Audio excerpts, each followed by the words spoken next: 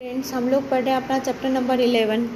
Chapter number 11 इसमें हमें programming सीखनी है। प्रोग्रामिंग के क्या क्या कंसेप्ट होते हैं इसको भी हम स्टार्ट करेंगे आज सीखना। प्रोग्राम में क्या क्या टर्मिनोलॉजी यूज़ होती है उन्हें समझेंगे। आप अभी देख रहे हैं चैप्टर नंबर 11 में हम जावा प्रोग्रामिंग को पढ़ेंगे। इसके पहले हमने जब 10 पढ़ा उसमें भी हमने जावा प्रोग्राम को देखा कि जावा जो है एक लैंग्वेज है और जावा जो है वो ऑब्जेक्ट ओरिएंटेड लैंग्वेज है। ऑब्जेक्ट ओरिएंटेड लैंग्वेज का क्या मीनिंग होता है ये हम इसमें अभी और क्लियर समझेंगे। जावा जो है एक प्लेटफॉर्म इंडिपेंडेंट लैंग्वेज है, मतलब किसी भी मोबाइल में किसी भी कंप्यूटर में आसानी से चलाई जा सकती है। तो इसी कंसेप्ट को हम आगे स्टडी कर रहे हैं। जो basic terminology object oriented programming language की है उसमें पहला कंसेप्ट होता है क्लास, सेकंड कंसेप्ट होता है मेथड या हम उसे फंक्शन भी कहते हैं, एंड थर्ड होता है ऑब्जेक्ट। तो हम क्लास किसे कहते हैं, मेथड किसे कहते हैं और ऑब्जेक्ट किसे कहते हैं, इन तीनों को ब्रीफ में डिस्कस करेंगे।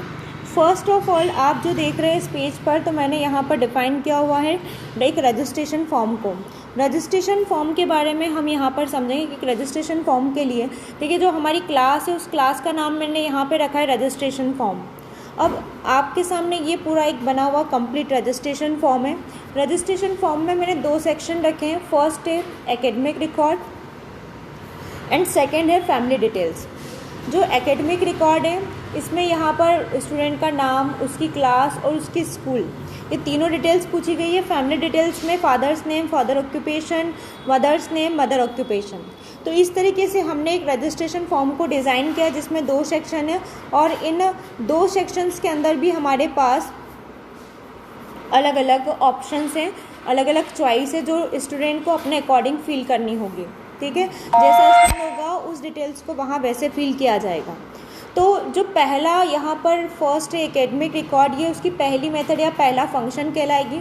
फिर यहाँ पे दूसरा सेक्शन जिसे हमने फैमिली डिटेल्स के नाम से डिनोट किया है, ये उसकी मेथड और फंक्शन, सेकंड फंक्शन या हम बोल सकते हैं सेकंड मेथड होगी, क्योंकि हम मेथड को ही फंक्शन बोलते हैं।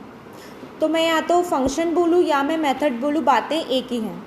इस अलग अलग सेक्शन को मैंने क्या करा है, अलग अलग नाम से डिनोट किया है। ये हमारी फंक्शन 1 है और ये हमारा फंक्शन 2 है। और ये पूरा की पूरा पेज क्या है, एक क्लास मानी जाएगी। ये पूरा की पूरा एक क्लास है जिसके अंदर, क्लास के अंदर क्या है, मेथड है। कितनी मेथड्स हैं यहाँ पर, 2 मेथड्स हैं। आप चाहें तो यहाँ पर 5 मेथड, 8 मेथड, जितनी आपकी रिक्वायरमेंट होगी उतने सेक्शन आप ऐड करते जाएंगे और उसमें उतनी ही मेथड्स बनती जाएंगी। तो क्लियर हुआ कि हमारे पास क्लास किसे कहते हैं और उसमें आने वाली मेथड्स किसे कहते हैं। अब थर्ड कंसेप्ट है कि ऑब्जेक्ट किसे कहा जाता है। ये जो रजिस्ट्रेशन फॉर्म है मैंने सिर्फ एक सिंगल स्टूडेंट के लिए नहीं डिज़ाइन किया है। अभी मैं स्टूडेंट जो कि जिसका नाम रानी है उसकी बात करूँगी तो इस फॉर्म में रानी की डिटेल्स आएगी, रानी का नाम, रानी की क्लास, उसका स्कूल और उनके पिताजी का नाम, उनकी जो काम करते हैं वो, उनका नाम, उनकी मम्मी का नाम और उनकी मम्मी की ऑक्यूपेशन। तो ये सारी डिटेल्स किसके अकॉर्डिंग भरी जाएगी, रानी के अकॉर्डिंग। अगर यहाँ पर दूसरा स्टूडेंट आएगा, जैसे दूसरा स्टूडेंट मैंने यहाँ पे लिया पिंकी, तो ये सारी डिटेल्स किसके लिए भरी जाएंगी, फिल की जाएंगी, पिंकी के लिए। फिर अगर तीसरा स्टूडेंट जैसे संजना आई तो संजना के लिए सारी डिटेल्स अलग होंगी। पेज वही है, फॉर्म वही है, मतलब हमारी क्लास क्या है, सेम है, उसमें मेथड्स भी वही है, लेकिन उस क्लास में, उस मेथड्स में आप देखेंगे कि यहाँ पर हर स्टूडेंट के अकॉर्डिंग यहाँ पर डिटेल्स चेंज होगी। तो जो मैंने पहला स्टूडेंट लिया वो उसका ऑब्जेक्ट 1 कहलाएगा, जो मैंने दूसरा स्टूडेंट लिया वो उसका ऑब्जेक्ट 2 कहलाएगा, जो तीसरा स्टूडेंट लिया वो ऑब्जेक्ट 3 कहलाएगा। और इसी तरह से ऑब्जेक्ट, उसके मल्टीपल ऑब्जेक्ट क्रिएट होते जाएंगे। जितने नंबर ऑफ स्टूडेंट होंगे उतने ही ऑब्जेक्ट क्रिएट होते जाएंगे। तो क्लास सेम है लेकिन उसके लिए हमने ऑब्जेक्ट अलग अलग बनाए हैं। यहाँ पे ये कंसेप्ट क्लियर होता है कि एक क्लास के मल्टीपल ऑब्जेक्ट क्रिएट किए जा सकते हैं। एक क्लास से आप जितने चाहें उतने ऑब्जेक्ट क्रिएट कर सकते हैं। क्या एक ऑब्जेक्ट की मल्टीपल क्लास हो सकती है, ये पॉसिबल नहीं है। आपने देखा एक क्लास के मल्टीपल ऑब्जेक्ट, ये पॉसिबल है।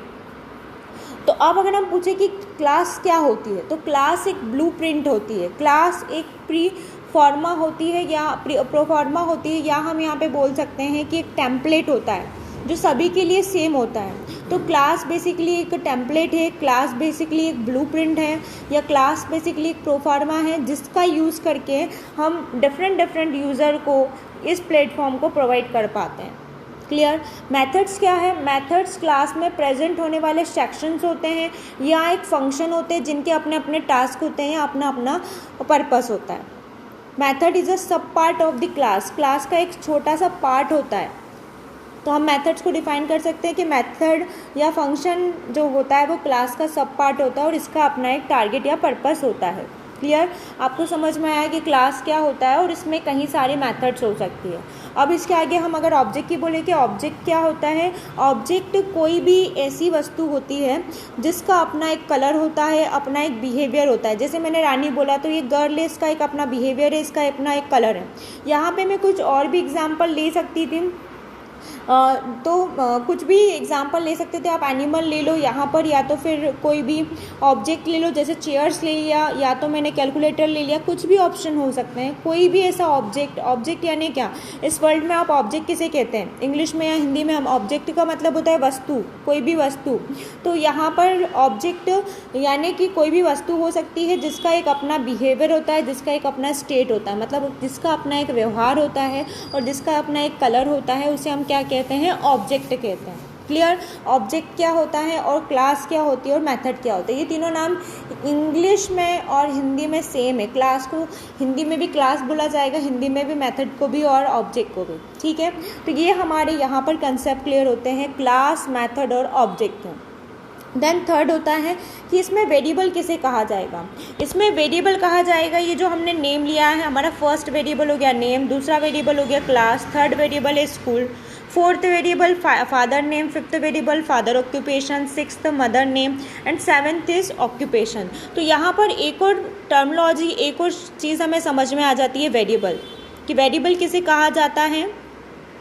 तो वेरिएबल वो नाम होते हैं जो हम अपनी इच्छा अनुसार यूज़र से डेटा को इनपुट कराने के लिए लेते हैं। अब मुझे यूज़र से यहाँ पर उसका नाम लिखवाना था, तो मैं यहाँ क्या लिखती कि क्या लिखूँ, तो मैंने यहाँ क्या लिखा? नेम लिखा। मुझे उनकी क्लास लिखवाना थी स्टूडेंट की, तो मैंने आगे क्या शब्द लिख दिया? क्लास। तो जो मैं शब्दों का यूज़ करूँ, जिन वर्ड्स का मैं यहाँ पर यूज़ करी, वो मेरे क्या होंगे? वेरिएबल्स। इन सब को हम क्या कहेंगे? ये जो सारा यहाँ से लेकर यहाँ तक बना है, इसे हमने क्या नाम दिया? वेरिएबल्स। ठीक है, आपको वेरिएबल भी पता चल गया, क्लास भी पता चल गई, मेथड भी और ऑब्जेक्ट भी। अब इसके बाद एक और टर्म होती है डेटा टाइप। डेटा टाइप का मतलब होता है कि हम इस जगह में क्या प्रिंट करवाएं या यूज़र से क्या एंटर करवाएं। यूज़र से हम क्या एंटर करवाना चाहते हैं? यूज़र का नाम। तो नाम 1 2 3 के फॉर्म में होता है क्या? नहीं। नाम क्या होगा? ABCD के नाम में होगा। नाम क्या होगा? हो सकता है कि कलेक्शन ऑफ ABCD हो। नाम एक स्ट्रिंग होती है, तो हम उसके अकॉर्डिंग में उसका डेटा टाइप भी यूज़ करते हैं। ठीक है, धीरे धीरे हम इसको और आगे ब्रीफ में समझेंगे और आप इसको क्लियरली समझ पाएंगे। तो अभी समझा, क्लास होता है, मेथड होता है, ऑब्जेक्ट होते हैं, कई सारे बनाए जा सकते हैं और वेरिएबल भी होते हैं। Thank you.